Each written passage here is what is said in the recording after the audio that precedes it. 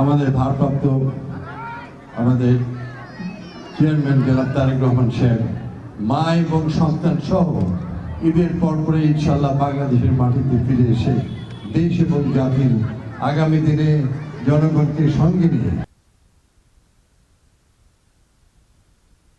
মুখে দিয়ে কথা বলতে পারেনি, হিটলার শেখ হাসিনা বিদায় হয়েছে সেই আশাবাদ ব্যক্ত করছি।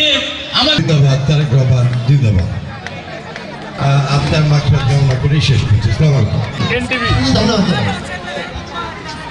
থেকে আজ পর্যন্ত সারা বিশ্বের আনাচে কানাচে আমরা যারা হাত উত্তর দেশ নেত্রী বেগম খালেদা জিয়া রব্বুল আলামিন জনাব মিজানুর রহমান মিনু সাহেবকে রব্বুল আলামিন পরিপূর্ণ সুস্থতা নিয়ামত দান করিয়া দেন। সফল রাষ্ট্রপতি জিয়াউর রহমানকে আপনি মাফ করিয়া দেন।